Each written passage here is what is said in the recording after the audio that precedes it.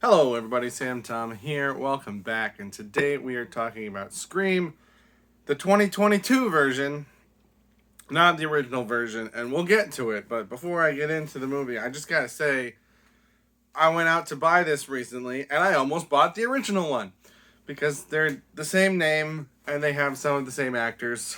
And luckily, I was paying enough attention. But man, stop doing that. Stop renaming your sequels the same as the first movie. And then making your first movie packaging look like it could be the new one. So I'm going to call this Scream 5, because that's what it should have been called. And kind of weird journey to getting here, because I saw this movie when it came out twice, kind of. And in the lead up to it, I'm a huge fan of the Scream franchise. It's one of my favorite horror franchises from when I was a child. Probably still to today. All things considered, one of my favorites. So, in the lead up to the fifth one, I watched the first four. I made videos on the first four. And I had absolutely planned on making a video on the fifth one. Had a couple problems, though. First of all, the first time I went to see it, I went with a couple other people. So I was going to a theater that I was not familiar with, not my main theater. And that theater, if you can believe it, starts the movie when the showtime says the movie starts. They don't have 25 minutes of previews before the movie starts. So we weren't like planning to get there 25 minutes late, but we also weren't rushing to get there right on time because we assumed there would be previews. But there were no previews. That theater doesn't show previews. So I missed the opening scene, and we're going to get into tons of spoilers, by the way. So if you haven't seen this, don't watch this. Unless you don't care. But the opening kill scene, we missed that whole scene. So I went with my sister and her friend. And her friend was there at the beginning, but me and my sister were late. So we missed the kill scene. We came in right at the start of the next scene, outside of the bowling alley or whatever it was. And the friend, because at that point we hadn't found her friend in the theater, so we were sitting in one spot trying to find where her friend was to move to her. So the friend texted my sister her interpretation of what had happened, and then my sister whispered to me third hand the events that we had missed. So we knew that the sister was attacked, but survived, because, in the scene that we were in, we saw that she survived, but we weren't really sure of the details. So, because I missed that scene, I didn't want to make a video on only part of the movie, so my plan was to go back another time. Oh, also, forgot about this. The theater we were in, for some reason, the color on the screen was like glitchy, and a bunch of it was, it wasn't even like tint, it was just like a weird digital glitch, or a bunch of it was just green. So it was really distracting and made it hard to focus on the movie. So I didn't want to do my video based on that. So my plan was to go a second time and just watch the beginning that I had missed, so that then I would have seen everything. But I liked the movie, so I stayed for quite a while. But I had other things to do because I wasn't planning on watching the whole movie. So I didn't get to stay and watch the whole thing. But I could tell that just by watching that opening scene, my thoughts watching the movie were different than when I had missed it the first time. So I had to leave the second time. But I still didn't want to do my video because I was like, I still haven't actually just watched the whole movie.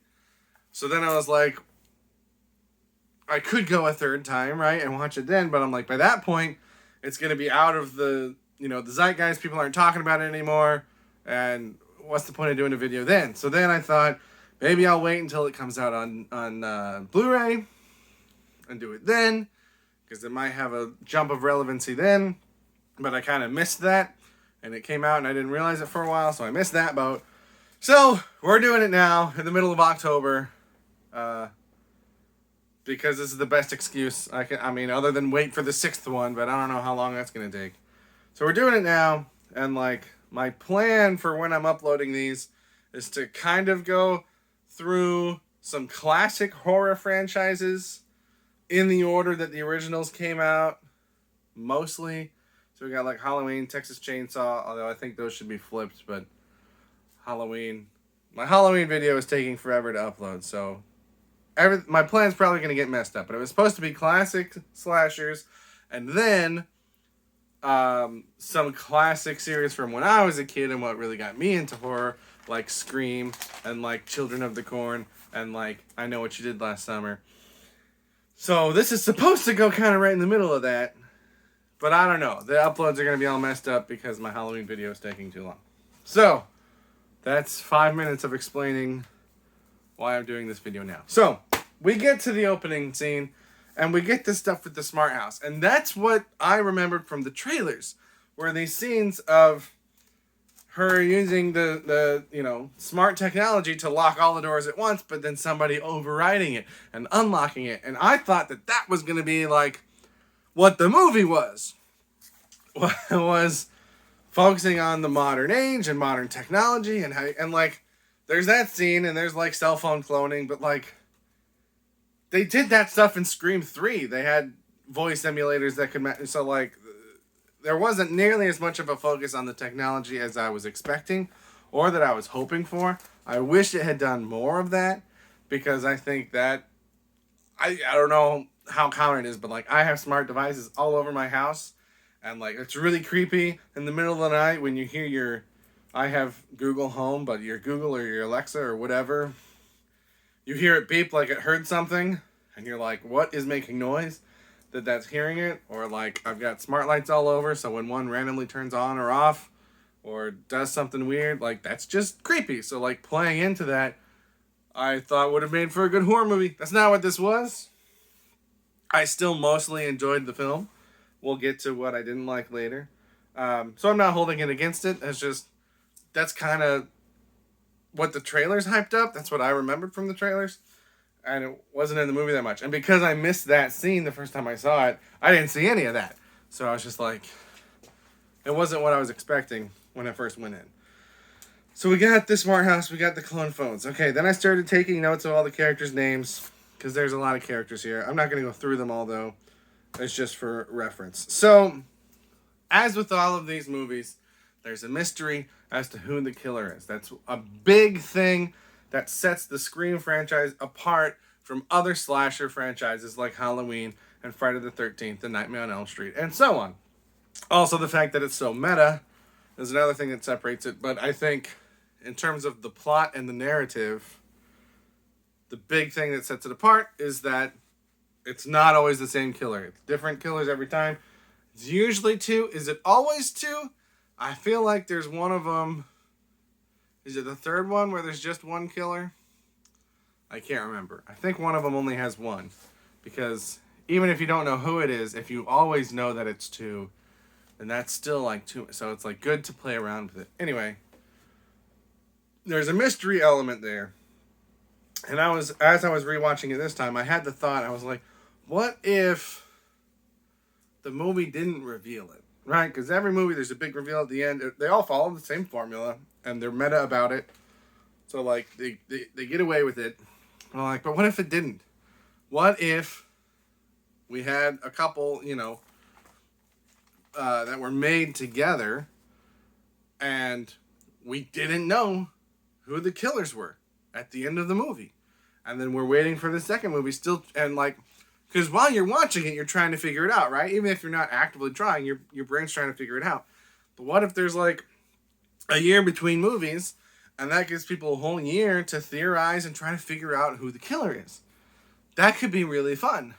Or if characters in the movie can try to figure it out and have their suspicions, right? Maybe even arrests are made, but we're not shown 100%. It's not confirmed narratively that they're the killers. I think they could play with that. I think they could play with their formula at the end of always revealing the killers and having the big exposition dump of why they've done it. I think they can turn that on its head a little bit and make a more interesting downtime between movies by not revealing everything and highlight the fact that you don't have the same killer every movie. Use that to your advantage. We've got the killer. Which one it is at which point, I'm not always sure. But in two different scenes now. I guess in the opening scene, it would have had to been Amber in the costume.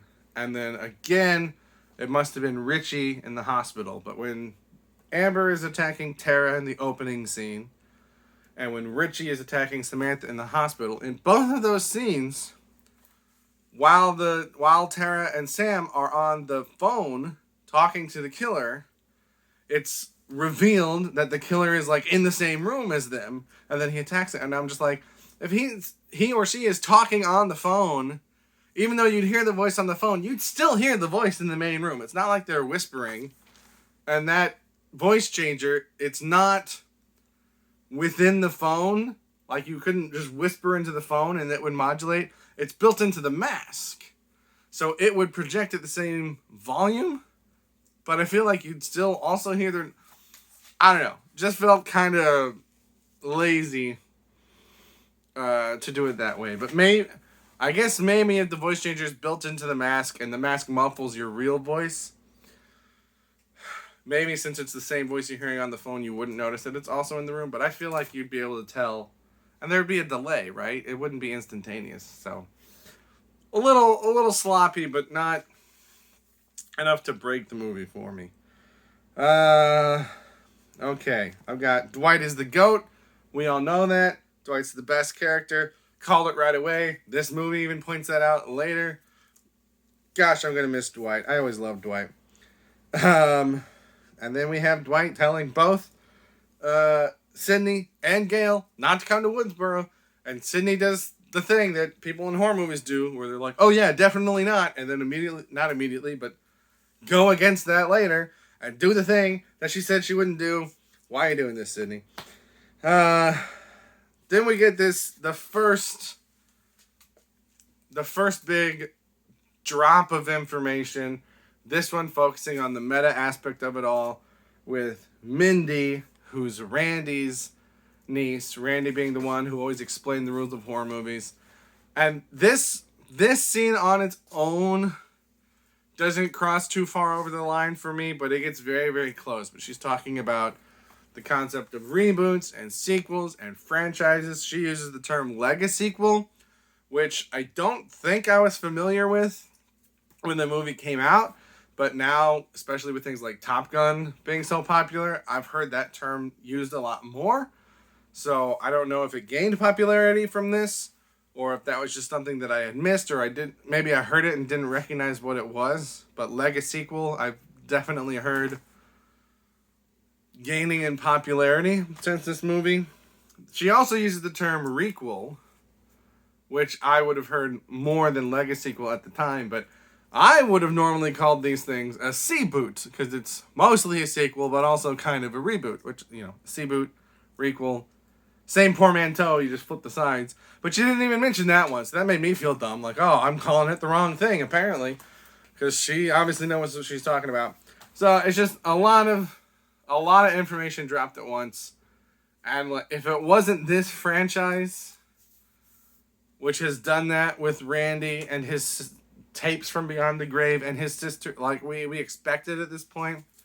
So, like I said, for me, it doesn't go too far over, but I can understand how some people might think that it goes too far over the line, which is hitting you over the head with it. It's a lot. It's a lot at once. Okay, then I have love the fake outs as Wes is setting the table. So, Wes's mom, Sheriff Hicks, from the fourth movie, Deputy Hicks, now Sheriff Hicks.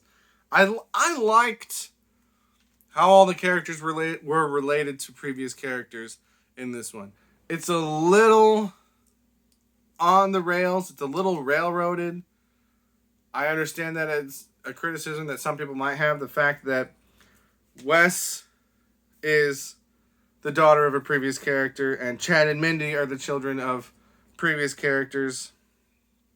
And Tara is the sister of someone that's the daughter of a previous character. So Liv's the only one in that group that, as far as we know, isn't the daughter of a previous character. Even Vince is the son of a previous... So, like, I get that it's a bit heavy-handed on this group of friends from this whole entire town. These random group of friends all happen to be related to people that we've seen in previous movies. But I don't know. I can see it as a criticism, but to me, it's not enough to get in the way of the movie. It doesn't take me out of the movie. Probably because those reveals are spread out throughout the movie, so it's not like it's all at once. So it works for me, but again, I don't...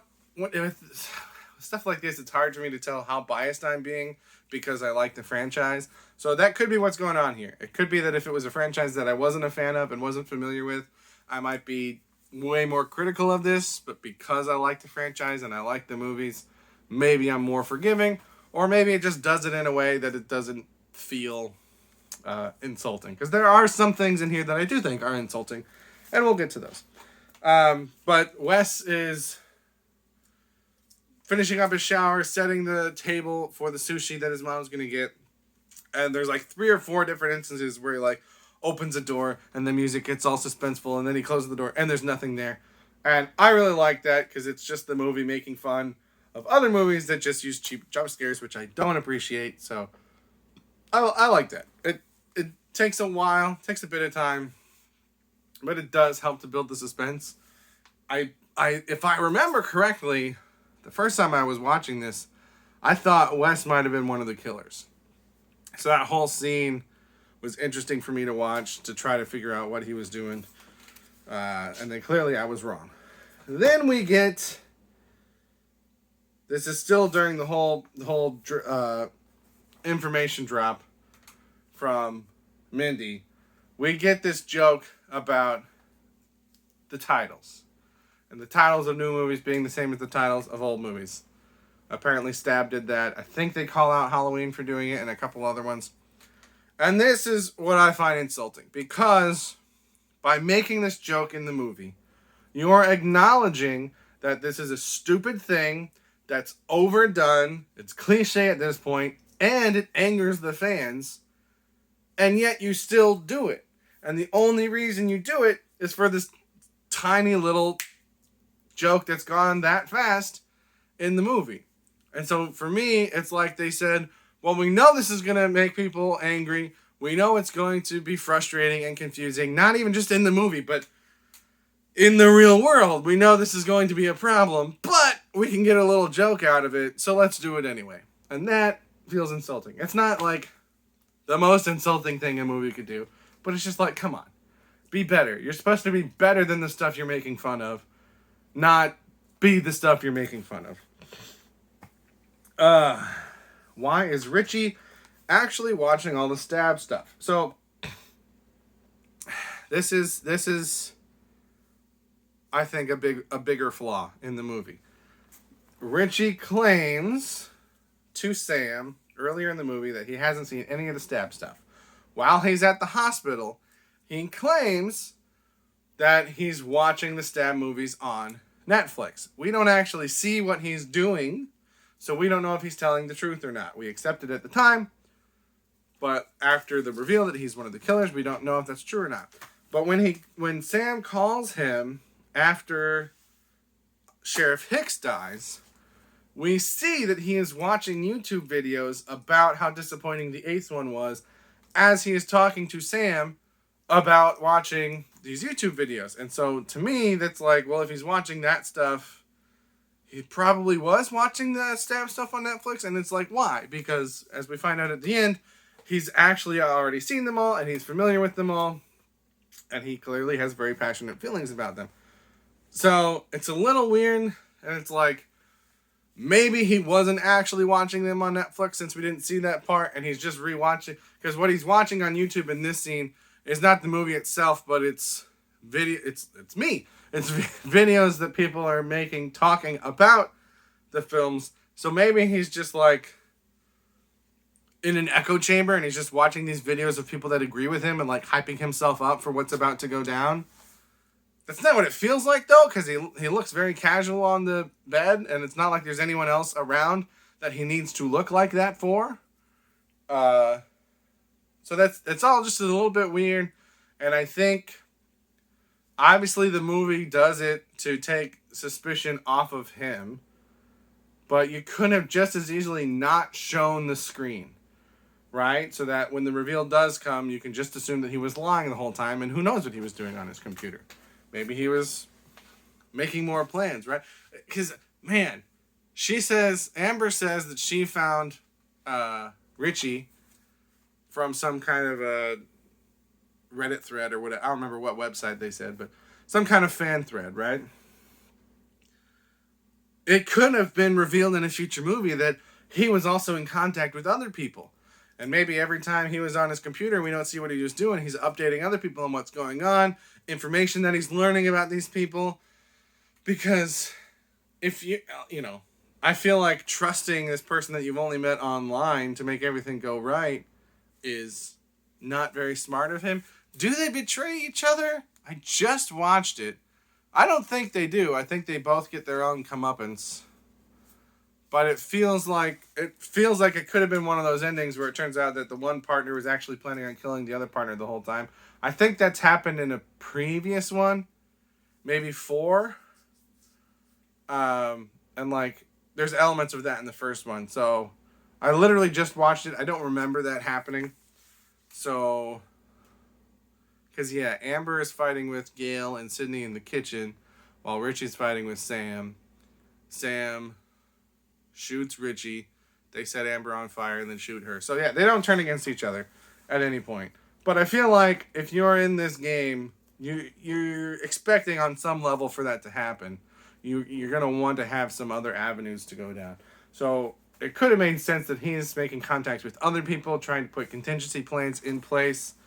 And if you never show his screen, that's really easy to retcon in later. Use some archival footage, splice in new footage of what was actually on his screen, and then it's like, oh, they had it planned the whole time. But like when you show what's on the screen, you can't go back and change it then.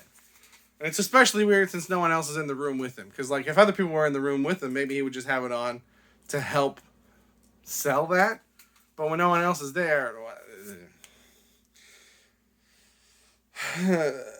what do we got? Richie's face when Dewey shoots Amber. So when they are at the hospital, they're at the hospital a lot. When they're at the hospital after Sheriff Hicks has died, so the cops are all there. So Sam goes back to the hospital to watch her sister. Richie, who had just been watching the Stab 8 commentary videos on YouTube, beats her there, attacks Tara. Dewey and Sam get there. They shoot Richie, who has the vest. Dewey shoots Richie. They're all about to leave. Tara and... Or is Amber there? Oh, no, Amber's the one that kills Dewey. Because Richie's in the room with Tara, and then Amber comes in and attacks Richie. The fake attack to make it seem like they're a target also. So Amber's the one in the costume at that point. So Richie and Sam and Tara and Dewey are all going to the elevator, and Dewey's like, oh, I gotta go back and shoot him in the head, which, like, you should have just done that right away, Dewey. But okay, fine, you're trying to go do your due diligence.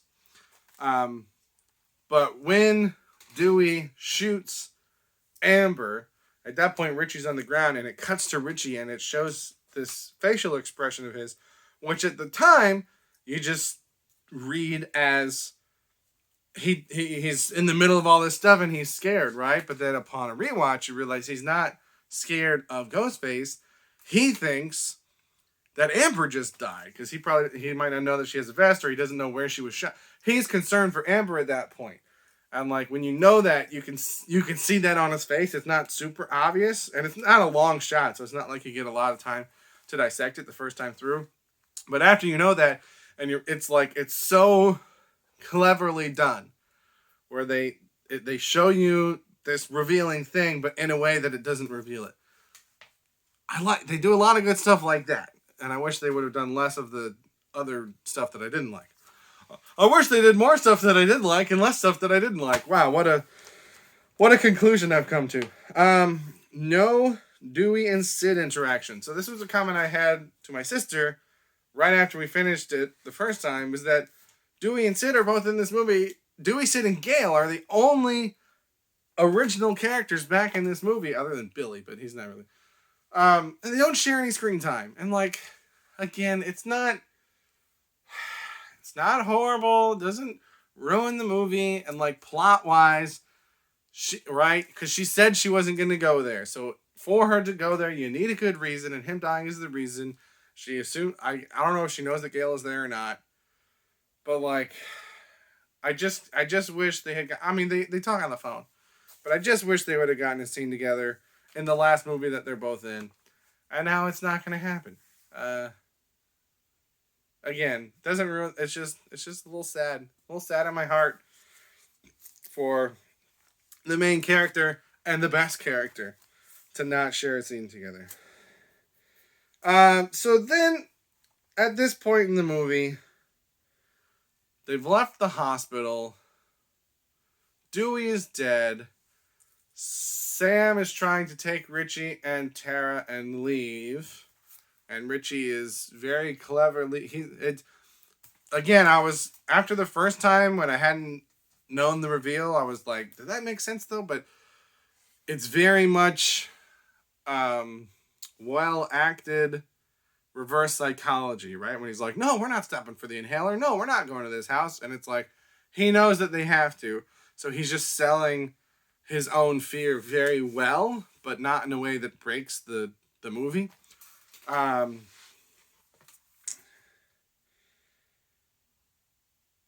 so they're stopping for this inhaler at Amber's house.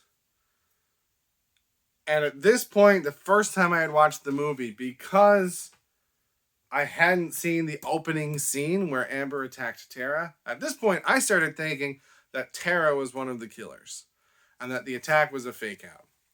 And then the second time I watched it, when I did see that opening scene, I didn't stay late enough in the movie to get to this point.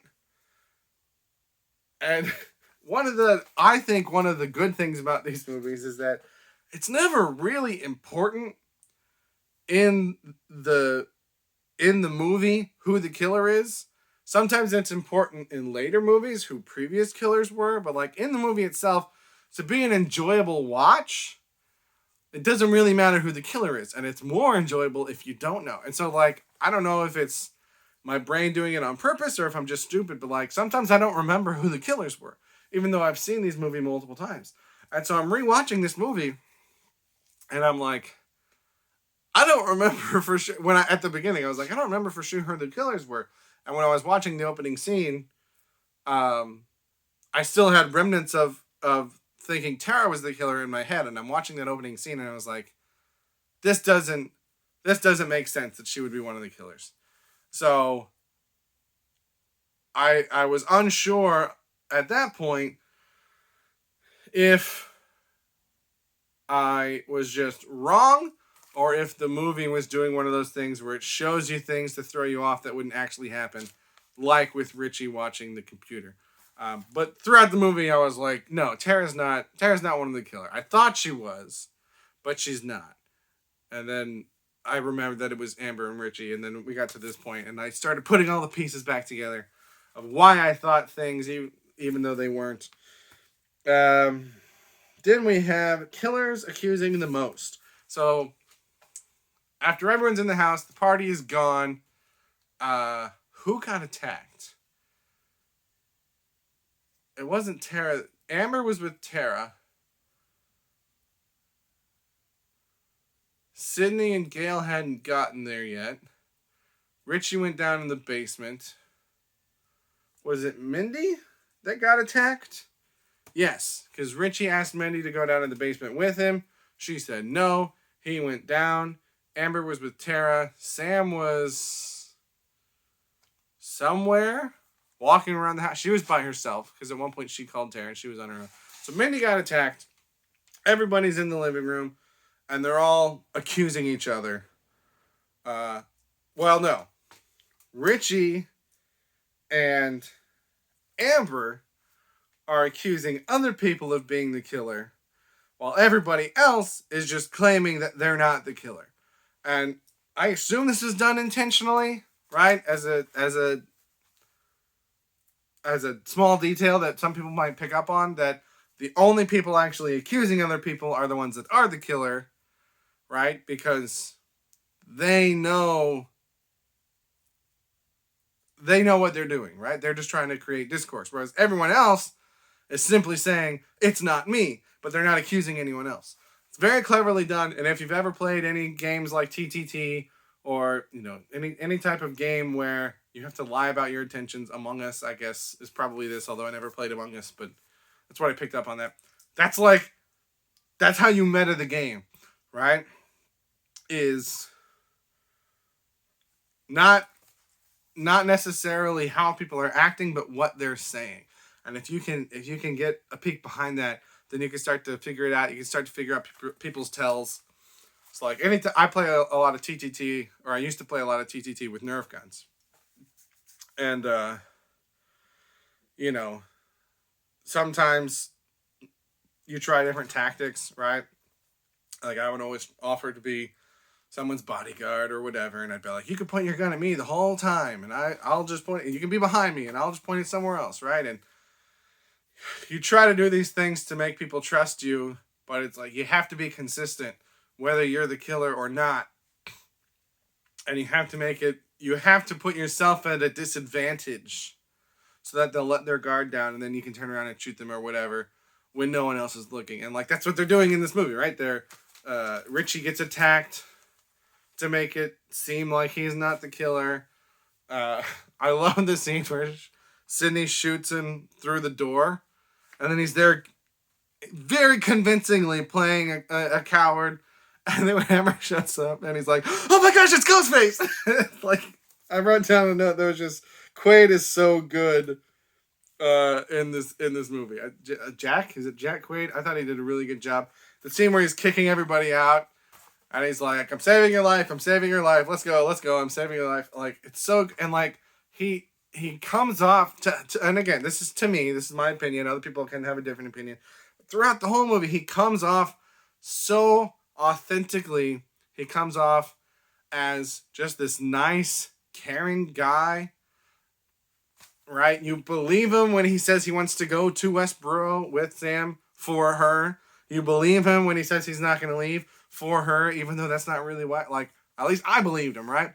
Totally bought it. But then as soon as he turns and he goes in and he stabs Sam, you totally buy him as an evil psychopathic killer. Like, I don't know how he makes that turn so quick, because, like, characters like Billy and Stu, even if you didn't expect them the whole time, they're sketchy guys, right? And you don't 100% trust them. But, like, Jack Quaid, I believed him 100% up until the reveal.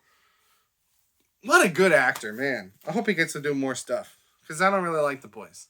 So I hope he does more stuff that I can watch and enjoy. Okay. Then I have Didn't Stick the Landing. So this is when Richie and Amber start exposition dumping their whole plan and their motive, which you don't need to do. I get it. These movies do that. I would be fine with that. But the motive itself, and it's brought up earlier when Mindy is talking about all the meta stuff. So it could have been worse. I think they were smart to bring it up a little bit earlier. This idea of the fans deserving a better movie, and the fans being so upset with these movies because these movies mean so much to them, and making a bad sequel is like ruining their entire childhood and all this. And I'm like, in my experience, and I realize not everyone has the same experience, but in my experience, the only people who get super, super upset about remakes or sequels or things like that are racist boomers that don't like that the new Little Mermaid is black, that don't like that the Human Torch and the Fantastic Four is black, that don't like things that are different from when they saw it decades ago. right? But they're putting that kind of intense hatred onto people, onto millennials that have only been with this stuff for like maybe a decade. I guess maybe, geez, the 90s were 3 decades ago. Crap, I'm old. But like, I don't know. I don't see that kind of behavior very often from people my age, which is, I guess I'm older, right, than Richie and Sam in these movies. So like, it feels really, really forced. It doesn't feel believable. And, you could have just had that they wanted, that they had these weird delusions of grandeur. They wanted to make a better sequel, but specifying that they're doing this because they're upset about the bad sequels prior, that feels like too far gone for me. So the ending doesn't hold up for me. I still really enjoy watching the movie. I don't think, again, sequels and reboots don't ruin the movies that came before. And I don't always think that an ending of a movie will necessarily ruin the movie that came before. I still really enjoyed watching the movie, even though I knew all that crap was coming at the end. Just didn't quite stick the landing for me. Still an enjoyable movie. Just didn't stick the landing. Then we get this really forced joke about passing the torch. Right? So Amber has been covered in hand sanitizer. She says something to Gail about passing the torch. And Gail says something like, "You can have it." Attacks her somehow in such a way that she flies backwards and accidentally turns on the oven. Now, a couple things here. Number one, I don't know about y'all's ovens. I guess not oven, stove, range. You gotta leave it on that pilot light setting for a while before it lights up, right? And that's not what she does. She just turns the knob and it immediately turns on. Is that what nice stoves are like? Do I just have a crappy stove? I don't know. Number two, I thought with the weird editing and how weird it was that the fire started right after they said pass the torch, and because I was watching on 1.5 speed, I thought maybe I missed it and that Sydney had turned the range on, so I rewound it and watched it at regular speed, and no, it's not Sydney, it was definitely Amber by accident after talking about passing the torch. And then they go the extra step and set her on fire. And then they go way too far. And Sydney makes a one-liner about talk about passing the torch. And I'm like, was that worth it? I don't think that was worth it. That was way too contrived. Like if there had been a lighter or something, even like a kitchen lighter, like one of those long ones standing around, and she said the pass the torch line, I can get that like sparked the idea of, oh, she's covered in flammable material right now. We can set her, like, I could buy that. But this accidentally turning on the range as you're getting flown back, I don't buy that. So again, not a huge fan of the ending. Then my last note is, what if Richie couldn't seduce Sam?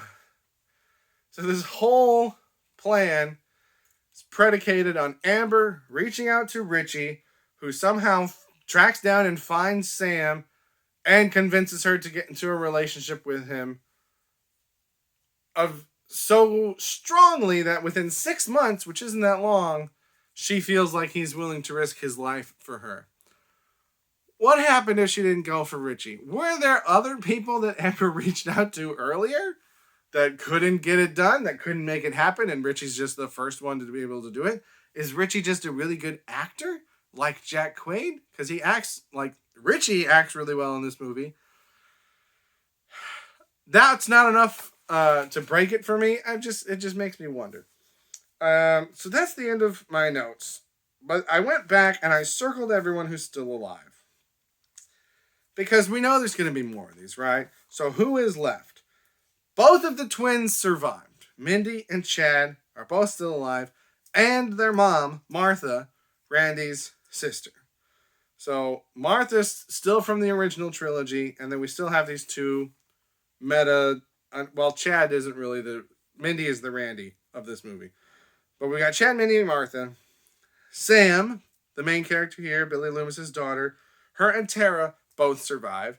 So we still have a main protagonist. Speaking of main protagonists, Sid is still alive. Although I've read reports that she's not going to do the next one. But people say that stuff all the time. And then, you know what changes their mind? Money. Gail is still alive.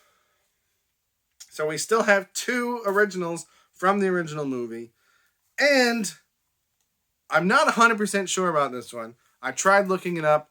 I didn't find anything that tells me I'm wrong here. But Vince, they say, is the son of Stu Macher's sister, Leslie Macher. I don't think Leslie has actually been in any movies. I don't think she's ever been on screen, which means she's never died on screen. So she is probably still alive.